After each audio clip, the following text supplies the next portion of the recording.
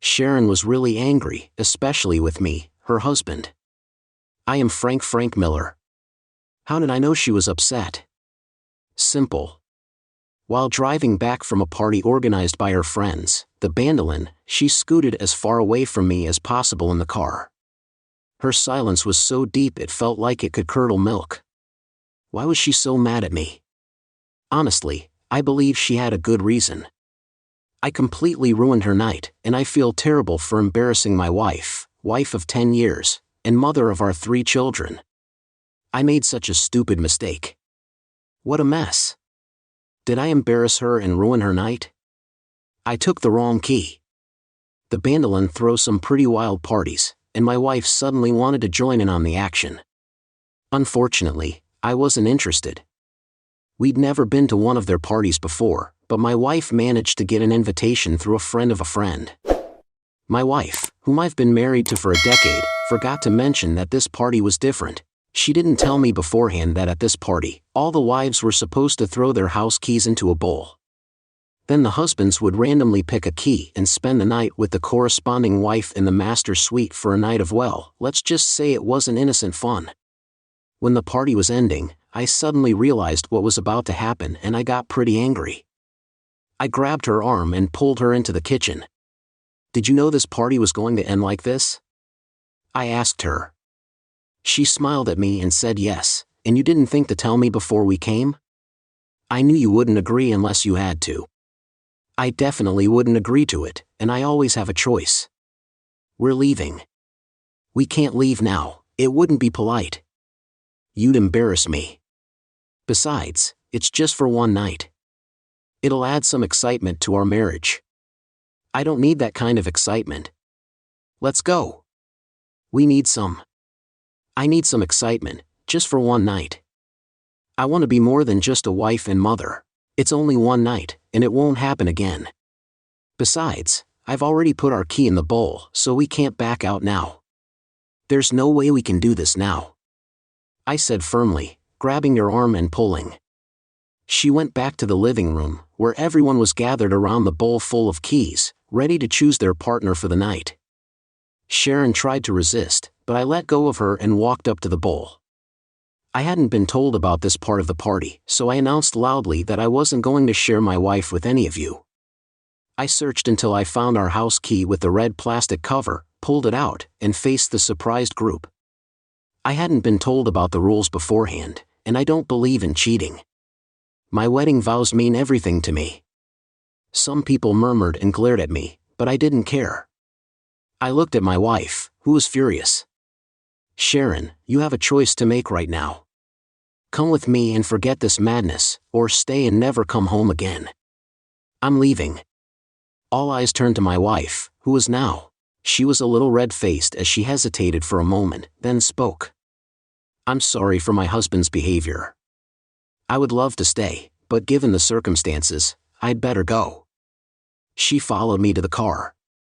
You're selfish, she shouted. How could you embarrass me like that in front of everyone? I don't like that in front of everyone. We'll never be invited again. Embarrassing me, Char. How about how you embarrassed me by not telling me your plan to be with someone else tonight? Well, you were going to be with another wife, so we both would have had fun. I don't want to be with another woman, Sharon. That's something I reserve for you. It's unsettling to hear that after 10 years of marriage, you want to be with someone else. It would have been just one time. Frank, out of all the nights we've spent together, it's only one night with someone else. Frank, after being a good wife for 10 years, don't you think it's reasonable? I can't believe what I'm hearing, but this obviously means a lot to you, right? Yes, Frank, it does. I've been looking forward to this for weeks. It's my chance to be more than just a wife and mother, to have an adventure, to be admired and to have fun with another man for a few hours. You don't unite with someone other than your husband. That's a bit harsh, but yes, that's a big part of it, probably the biggest. I slammed on the brakes, made a U-turn. As I turned into the street and headed back to the Bandolin house, Sharon screamed, "What are you doing, Frank? If spending a night with another man means that much to you, Sharon, then go ahead and do it." I pulled up in front of the house and saw that all the other cars were still there. "It seems you're not too late to join in," I said. "Go ahead and enjoy your night. I hope he satisfies you in ways I can't, Frank. It's just something new and an adventure. You're perfect for me, but you know I can't go in alone. We both have to participate, each with a new partner. I already told you I'm not going to be part of the charade. I've never cheated on you and I won't start now, not until we're no longer married." That means exactly what I said. It's time to decide, Sharon. If you're going to do it, go with your unfaithful friends. I'm sure they'll gladly welcome a beautiful woman like you into their little scheme, even without her husband. Sharon reached for the door handle and then hesitated. I could see she was thinking hard. Her tone softened. "Will you pick me up?" "Frank, you know where I'll end up in the morning. I'll call and let you know. It would mean a lot to me, but there's no chance. I'm sure your new partner will give you a ride. After spending the night with you, you're making this sound so bad. He won't be my lover. He'll just be someone I'll be close to for one night. I love you, Frank. You're the only man for me." "Do you really? I don't think there's any way you can love me and do what you're planning. Let me get this straight, you just want someone new to be intimate with, right? You want some new guy to touch you. That's harsh, Frank. You know I'm on birth control, so I won't get pregnant. It's just one night with someone new. It'll be exciting. Have you ever wondered what it's like to be with someone new? It's a fresh experience with different feelings, which is exciting. Trust me. It will spark things between us. Enjoy your time with someone new, Sharon. I hope you realize what you're doing. It's just one night, Frank. It's not too much to ask. Even one moment is too much. We have the rest of our lives together. We'll have nothing together if you go. Frank, you're overreacting. Don't let this ruin the night for me. I just want to spend some time with someone new, and you're not going to stop me. I'm going to do this, and you need to accept it. Understand that by tomorrow morning, I'll be back, and I'll make you forget all about this. Tomorrow, you'll be in the past. I won't want you anymore after you've let another man. I thought I had what I wanted, but now you're being ridiculous. I belong to you, and you'll still want me. I'll make sure of that. Sharon, listen to me. If you go back to that house, your night will cost you your marriage and your family. Frank, it won't happen. We are married, and we will stay that way. We are meant to be together. I love you, and I know you love me. We'll get through this, I promise. I'll fix it. You're breaking my heart, Sharon. Stop being so dramatic. Think of it as if you're sending me on an adventure. It might be an adventure for you, but it's the end for us. Stop talking nonsense, Frank. You'll change your mind by morning, and you know it. Do you really think I'll even look at you after you've spent the night? If you sleep with someone else, you'll want me, Frank. And you'll want me more than you ever have before. I'll make sure of it. I never realized how foolish you are. My words caught her by surprise, but she opened the car door and started getting out. See you tomorrow morning, Frank. I shook my head sadly as I sped away, leaving tire marks down half the block. I watched her in the rearview mirror as she stood on the sidewalk, completely stunned with her mouth open. She hadn't moved by the time I turned the corner and disappeared from her view. I really hoped she would call me right away, admit she was wrong and ask me to come back for her, but she didn't. She probably thought I would be mad for a couple of days and then she could fix things. By taking me to bed, she was completely wrong. My father always said that if a woman was considering cheating, she had already crossed that line mentally. If a married woman was seriously contemplating it, she had already broken her vows. It's fine to admire someone, but if she's planning on making it happen, she has already betrayed you as much as hurt you. She had ended our marriage, so it was time to move on.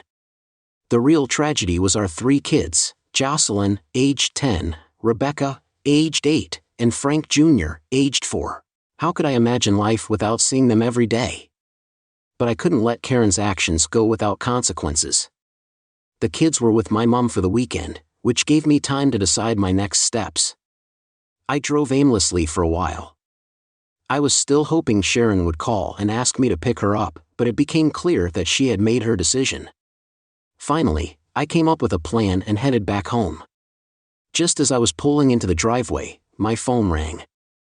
I hoped it was Sharon asking me to come get her, but the caller ID showed it wasn't her. I answered anyway. There was loud music and laughter in the background. The background noise was interrupted by a man's voice. "Hey Frank, it's Rick Wilson from the party you left your wife behind at. She gave me your number and she's really excited about tonight. She wants you to join too. You're a lucky guy. Everyone here is eager to get her key. She keeps saying someone's going to have a memorable night. Come back and join us. There are some hot girls here looking for fun." "I'm not going to have fun with you, Rick Wilson. You're a manipulative jerk. I don't care about anyone at your party, including my unfaithful wife. I hope you all have a miserable time." I hung up and went inside. It took me less than 20 minutes to pack 2 suitcases with enough clothes for a week or two. I grabbed my clothes for the next week or so, toiletries, and loaded everything into the car. I found our marriage license and tore it to pieces, then smashed my wedding ring with a hammer. It took a few hits to crush it, but once I did, I placed the pieces on Karen's pillow. I locked up and left. I wanted to find a motel a few miles outside the city, but first I drove back past the Ballins' house. Some cars had already left the party, and a few people were outside pairing off for the night. I didn't see Sharon, so I assumed she had already left with her new partner or was with Mr. Ballin himself. The motel I found was in the next town over. It didn't look fancy, but it had parking in the back, which would keep my car out of sight if anyone came looking for me. After securing the car, I bought a 6-pack of beer. I grabbed a pack of Newcastle beer from the convenience store next door and decided to watch some TV. I counted down the first 2 beers, and as I opened the third, my phone rang. It was Sharon, but I let it go to voicemail, knowing she wasn't calling to ask for a ride home. "Frank, you're being overly dramatic about this. Rick Wilson told me what you said. I've told him countless times that it's just one night. I'm trying something new with a guy, and that doesn't make me a bad person. I might be a little sore, but I'll make it up to you when I get home tomorrow. Oh, and since you took our key out of the bowl, they gave me a new one.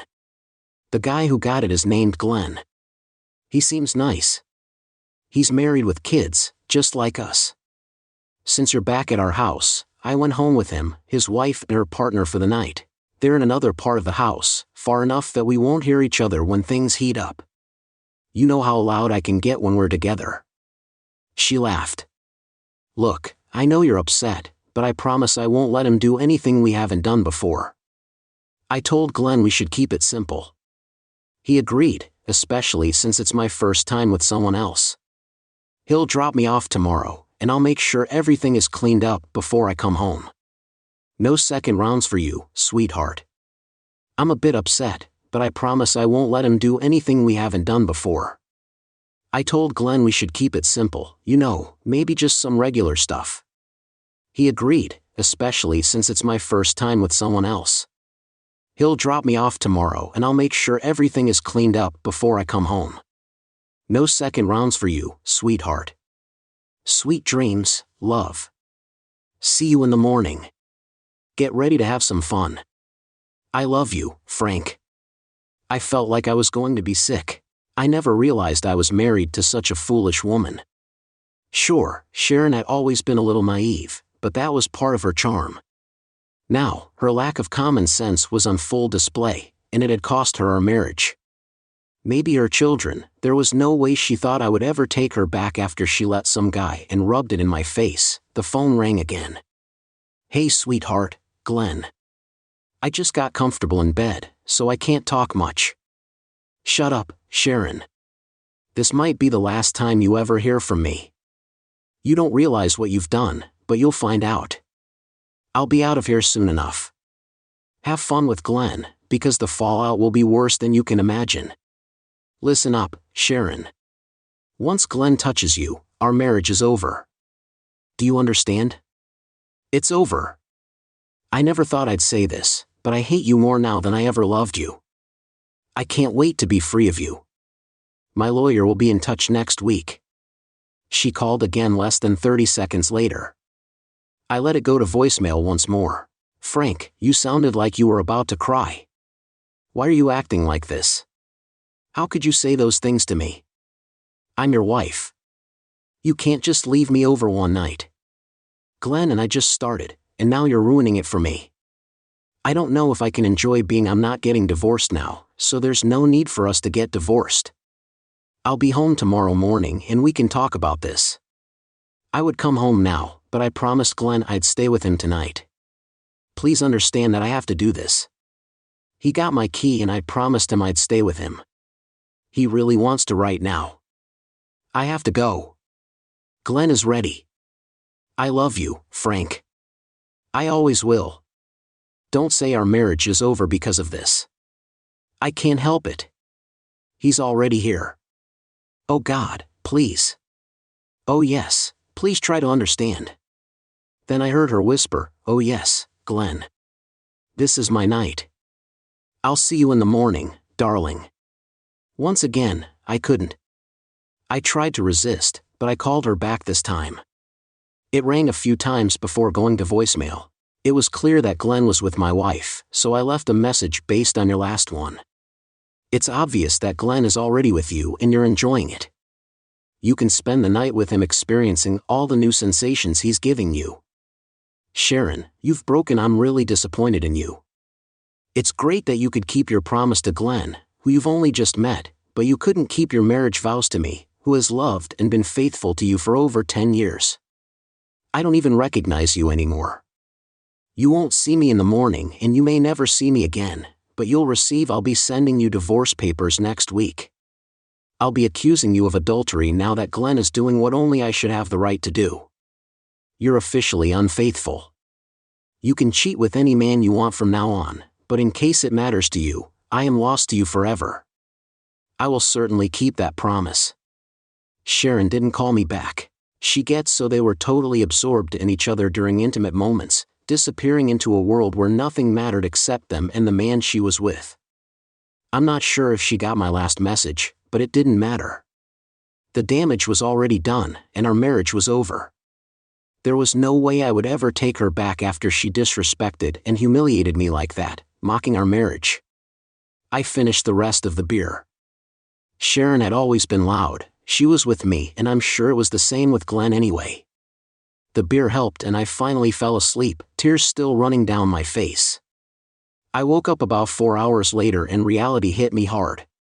My wife had taken. I had to figure out how to protect my kids, get her out of my life and make everyone at that party as miserable as possible. We live in Biloxi, Mississippi, a beautiful town on the Gulf Coast. Since Mississippi allows divorce based on adultery, I could avoid paying alimony and maybe even get custody of my children. I needed a top lawyer. I needed a lawyer, and I needed one fast. I showered and changed clothes at 7. I called my mother to tell her what was going on. She was just as shocked as I was by Karen's actions. She had the kids for the weekend and said she wouldn't say anything to them. I told her I'd pick them up once I had a plan. I figured Sharon would probably get custody. Custody is a tricky one. I have to admit that Sharon has been a great mom and wife until last night. After hanging up with my mother, I went to a nearby restaurant for breakfast. As I parked and headed towards the door, my phone rang. It was Sharon. I hesitated, but decided not to answer. She left a voicemail but didn't say anything. She called again and again until she finally left a message, crying. Frank, answer the phone. Talk to me. What do you mean you might never see me again? What's this about divorce papers? You can't leave me. We have 3 beautiful kids who need both of us. Why did you tear up our marriage license and crush your wedding ring? I gave you that ring on our wedding day. You promised to wear it forever. It's a symbol of our eternal love. I knew you'd be a little upset with me, but I thought you'd go this far, Frank. I love you, but I really needed that special night with Glenn. It meant a lot to me. It made me feel alive and young again. I'd forgotten how exciting it is to laugh and scream at the same time. But as incredible as last night was, you're the only man for me, Frank. I know how to make it up to you and ease your hurt feelings. Please come home so I can show you how much I love you and make things right. She started crying again, and her words became hard to understand. Frank, why can't you see that I just needed one night? It was great to feel desired and wanted again. It was amazing to know another man wanted me and found me beautiful enough to be with. Frank, please try to understand it was just a moment, nothing more. Please talk to me. I love you and our kids mean everything to me. Her voice weakened. It was just an act. Oh God, we were only intimate. That's all. Frank, we just did it. She continued sobbing until the message ended. I stood outside the restaurant, completely stunned. Had Sharon been harboring these feelings throughout our marriage, and now in her mid, Sharon is still as beautiful as ever?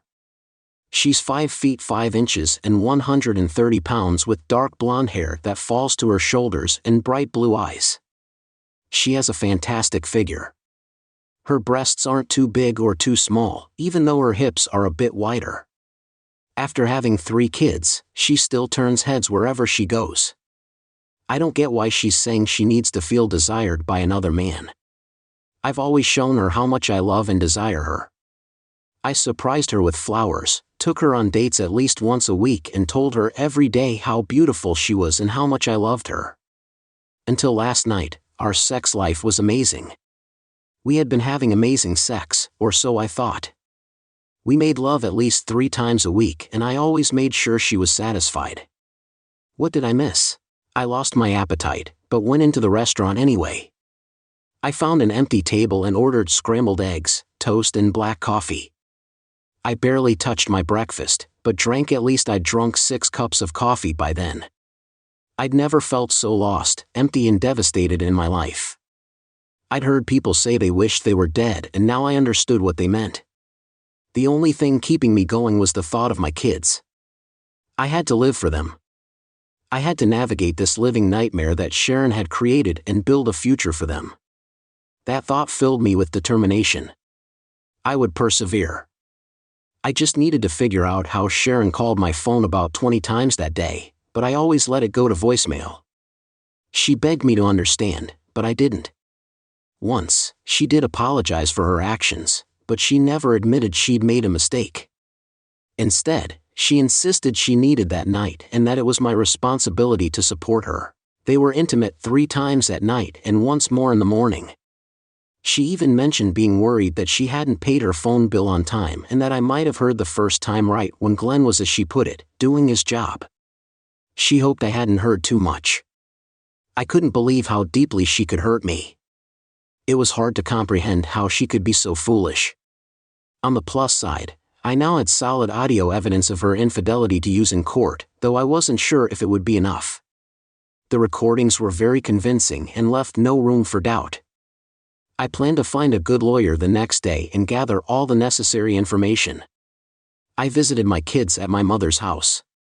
She told me that Sharon had already called asking about the children and my whereabouts. My mom explained that I was upset about what had happened and didn't want to see her speak with Sharon. Apparently, Sharon started she was crying and said she didn't understand. My mom suggested that maybe it would be better for the kids to stay with her for a few more days until things calmed down. The kids were happy to see me but wondered where their mother was. I told them she was busy with something important and that they'd be staying with Grandma for a little while longer. We played games and had dinner together before I hugged and kissed them goodbye and went back to my hotel.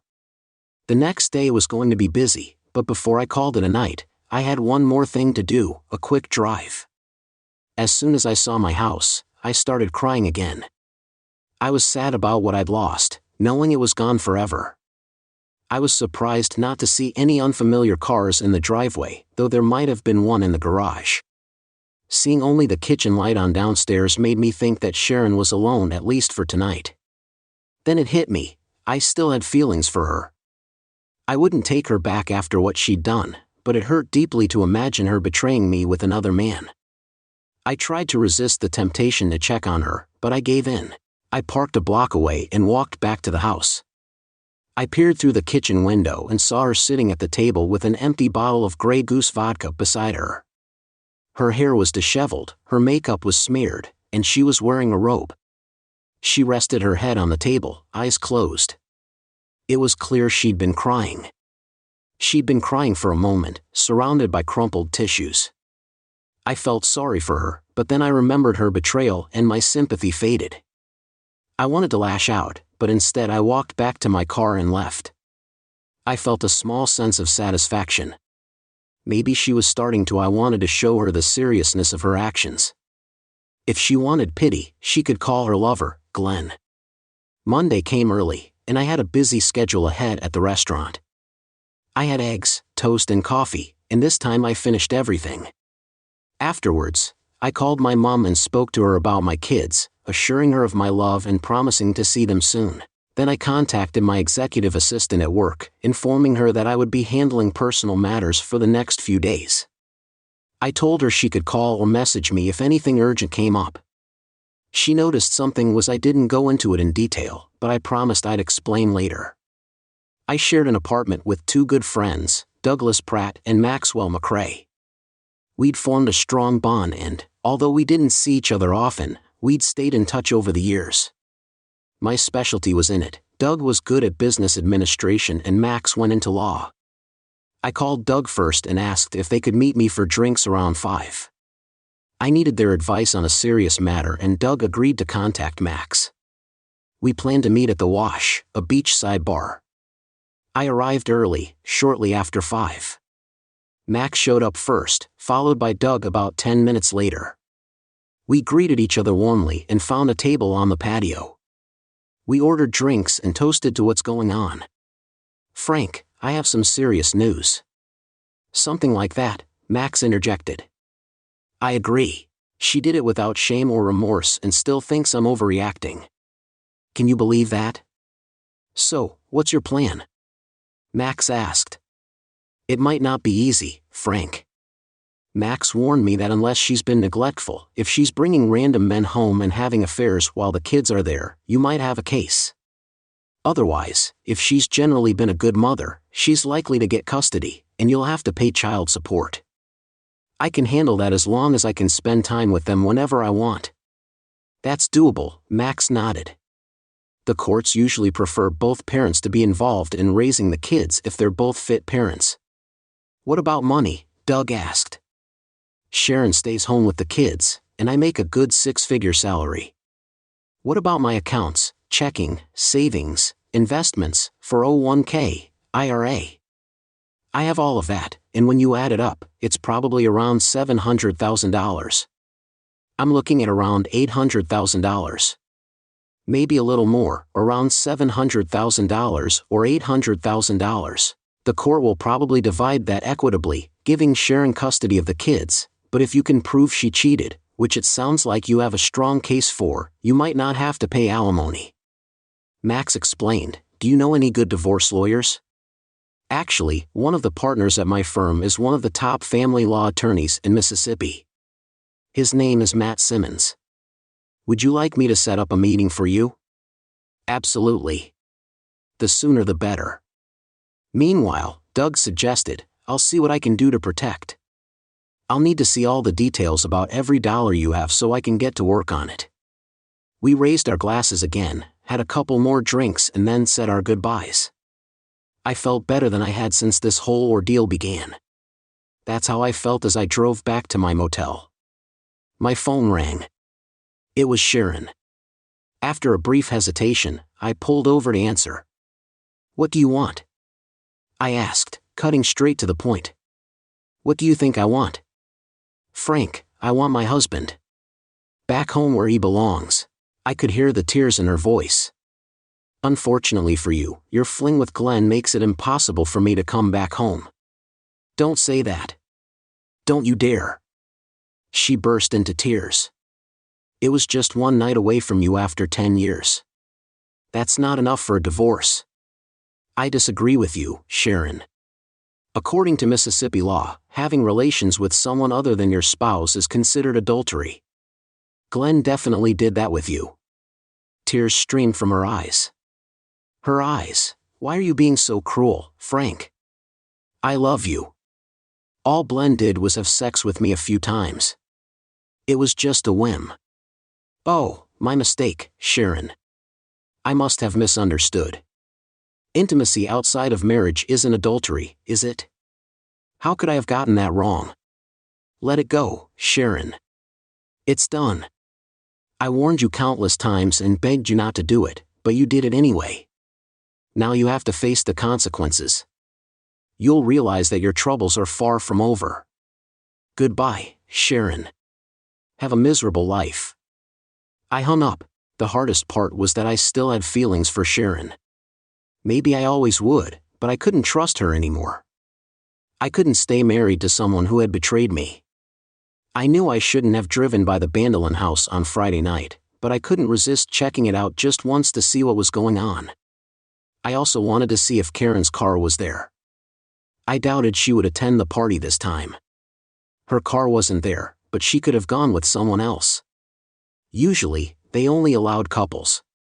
But they'd made an exception for her once, so who knows if they'd do it again. I saw a van parked across the street, probably where the reporter was. I wished him luck in exposing them. The results came quickly the following afternoon. Max's reporter friend called, asking for any inside information, which I gladly provided. He mentioned taking over 100 photos and recognized more than a dozen prominent couples from town.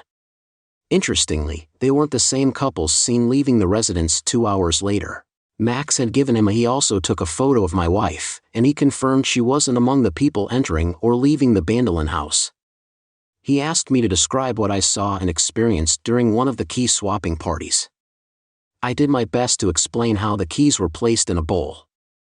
I never witnessed a part where the man chose a key and left with the woman who owned it, but I got a good idea of what happened from my wife's description and overhearing conversations from other couples about past parties. Before ending the call, he asked if he could hand it a marriage that ended because of these parties. I told him he could. He just had to make sure he didn't mention any names. The article was published in the Sunday edition of the newspaper, and it caused quite a stir. It was front-page news with a large photo of couples entering and leaving. Their faces were blurred, but you could still see them. The story continued for 4 more pages with many additional photos. Despite efforts to hide the faces, it was easy to identify the participants. By the time Monday came around, the story was all anyone was talking about.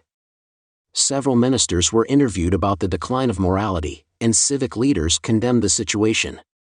Lawsuits were filed, but they didn't lead to much. Some businesses lost clients, and many couples ended up in divorce court.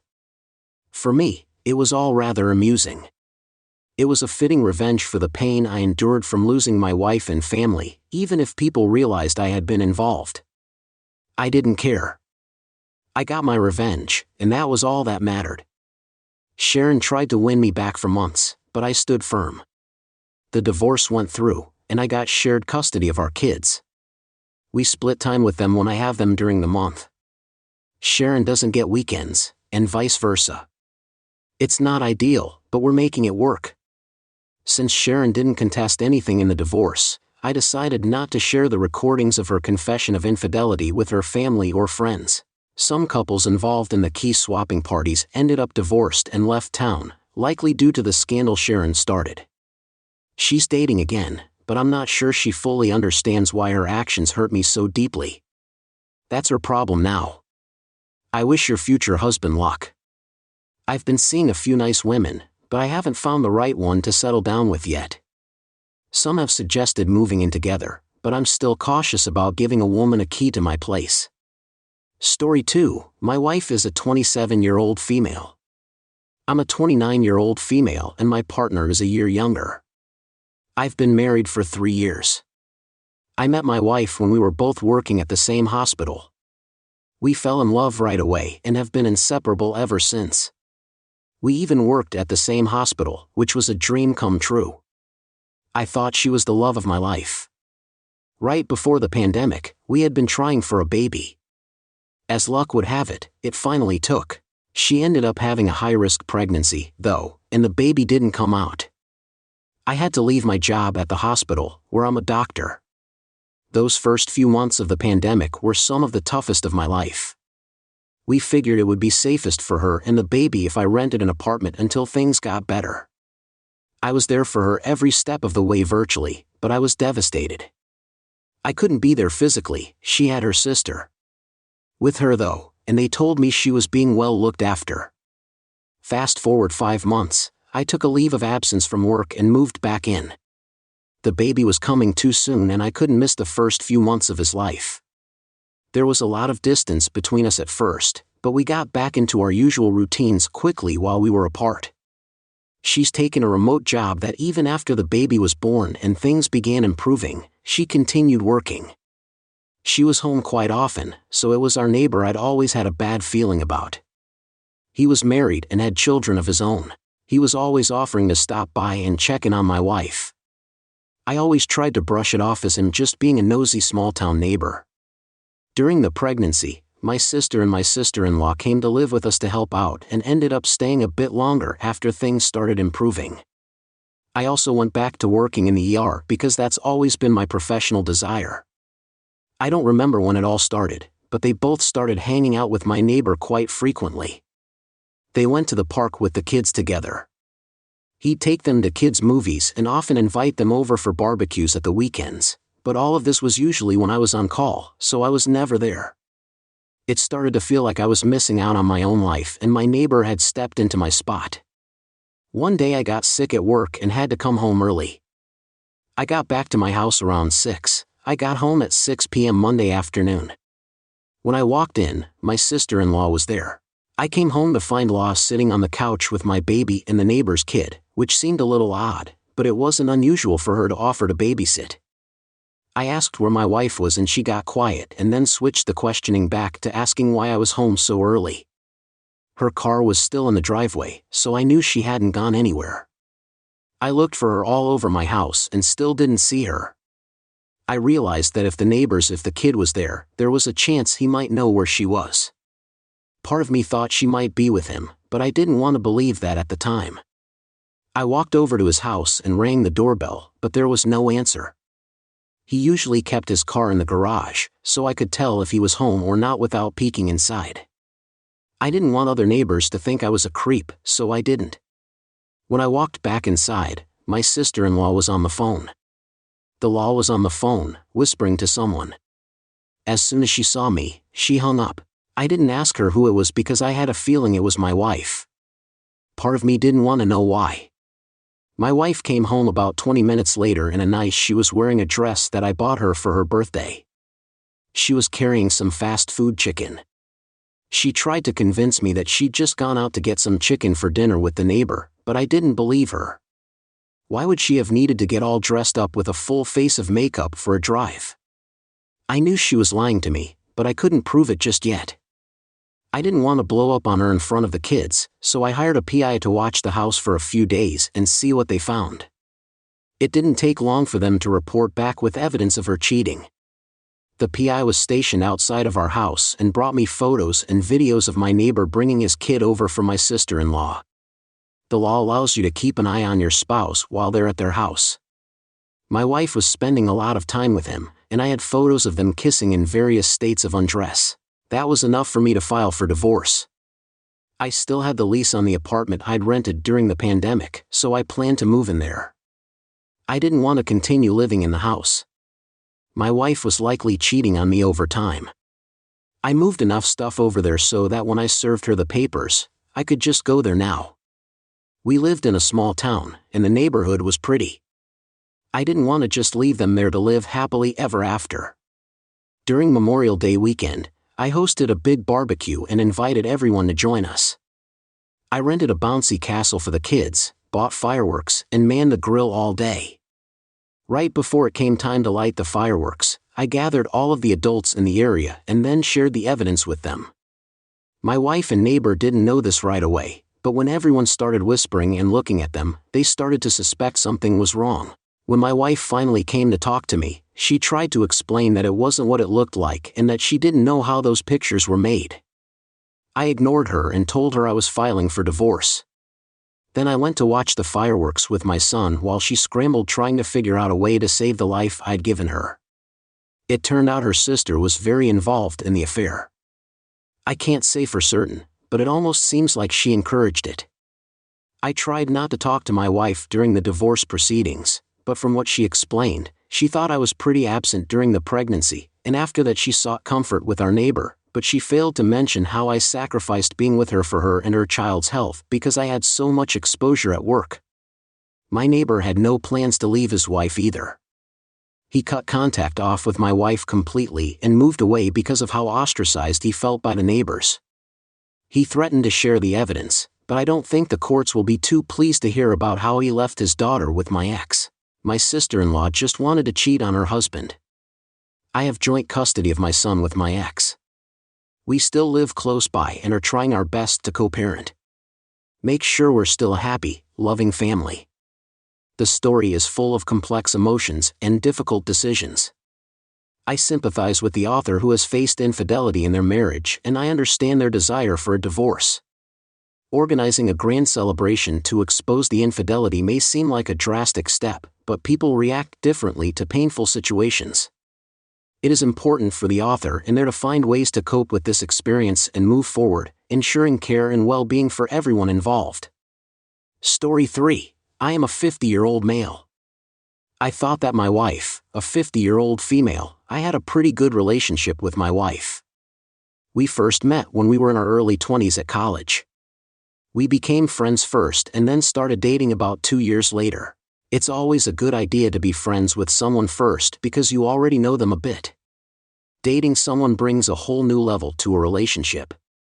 That didn't happen with me and my wife. We went from friendship to romance pretty easily. The transition was so smooth that it was almost a little scary. From there, of course, came marriage. We dated for a few years and then decided it was time to get married. It was a mutual decision that saw us having a medium-sized wedding. We had a small wedding, and thankfully both sets of parents were ready to help with the costs. Over the years, we bought a house and started having kids. We had our first son, followed by a second son 3 years later, and our last child years after our second son. My wife was a great mother when the kids were younger, but once they got out of the toddler stage and began to grow into their personalities, she seemed to lose interest. It was like she was only good with them when they were, and I felt like she was more of a mother to them when they were babies and toddlers. It wasn't like she wasn't a mother to them, but they always went to me first once they were old enough. If they needed something, Dad was the one who would do it. I wasn't happy with it. This was just the way things ended up being in our household. By the time we hit our late 40s, our marriage was estranged. The youngest child was starting middle school, while the oldest was already at college. Our middle child was heading off to college soon, rather than later, which was another milestone we were getting too soon. I couldn't remember the last time my wife and I had a date night, let alone had a chance to be intimate with each other. When we got married, I said I'd stick it out no matter what. One day, I asked my wife if we could consider counseling, but she brushed it off, saying it wasn't needed by the time we were reaching the age of 50. I was getting pretty fed up with the whole situation. I wasn't happy, but I still wanted to try to have a genuine relationship with my wife. We'd been through a lot together, and we had 3 children, so I thought there was still something worth fighting for. However, my wife had other ideas. Whenever I tried to talk to her, she would shut me down. So, I had to sit down and think about her behavior. I wanted to understand what was going on with her, but no matter how hard I tried, I couldn't figure it out. I had to figure out what was going on with my wife. Our middle son told me that he had been out running an errand when he saw my wife, his mother, kiss another man right out on the street. We lived in a city, not a small town, but it wasn't that big. There was still the chance of someone seeing them. For example, our literal children, who didn't seem to matter much to my wife. When I got a chance, I confronted her about it. I even showed her a video my son had taken. I showed her the video and asked if she loved me. She said she'd fallen out of love with me a long time ago. I was devastated. I loved her, even after all we'd been through. However, now that she'd broken our vows, I saw no reason to stick to them. It was for better or worse until someone stepped out of the marriage. There was no coming back from that. When it came to the kids, I wanted to tell them all at once that we were getting a divorce. My wife and I got on a group call and told them they weren't surprised because our middle son had already told his other two siblings that he had found their mother cheating. They were quick to side with me, and my wife accused me of trying to turn the kids against her. I reminded her that she did that all on her own. It was her choice to cheat and break up the family, so she had no one to blame. The divorce was a bitter one. We decided to sell the house and split the proceeds. I didn't want it anymore, there were too many memories in it. Once the divorce was final and the house sold, I bought a condo with my half of the proceeds. It was close to my oldest son, who was starting a family of his own with his girlfriend. They weren't pregnant yet, but they were trying. I was very excited. My kids kept my ex-wife. My wife was angry, but she had started distancing herself from our family a long time ago, so I don't know what else she expected. She had also cheated on me, and it was safe to say our kids wouldn't want to be involved with my ex for a long time, if ever. She then moved on with the AP, as I had expected. He was unknown to me, but I guess they had been neighbors when they were younger. Thanks to Facebook, they were able to reconnect before engaging in an affair about a little over a year before we officially divorced, to no one's surprise. The AP ended up cheating on my wife, so she got drunk, jumped in her car and tried to drive to his house. She was caught on the way and ended up being charged with a DUI. I was shocked because she'd never done anything like that while we were together. I didn't feel any pity for my ex because she'd done it to herself. After all this, her parents bailed her out, but she tried to ask our kids and even me. We all refused to speak to her. My in-laws were the last people I wanted to involve because they were very judgmental and would hold it against my ex. My wife got off with a warning since it was her first offense, but it was embarrassing for her that it happened in general. I was done with my ex. My wife was so unsympathetic towards her. My ex had chosen her AP over her children, and that was just how it was going to be. When our son and his girlfriend finally did get pregnant, she showed up at the hospital. I had no idea how she found out, but I was shocked to see her there in a matter of seconds. She was shouting the entire time she was being led out of the hospital. Thankfully, neither our son nor his girlfriend were aware of the encounter, which I was grateful for. Maybe if she had been, things would have been different. It seemed like she was genuinely sorry for her behavior. Hopefully, our son will change his mind, but until then, she won't see our grandkid. The story you described is very complex and emotionally tense. It reflects the difficulties people face in relationships, such as infidelity and divorce. The main character showed strength and care for his family by protecting his children and maintaining their stability. However, each situation is unique, and it's important for the main character and his family to find ways to navigate this difficult time and move forward.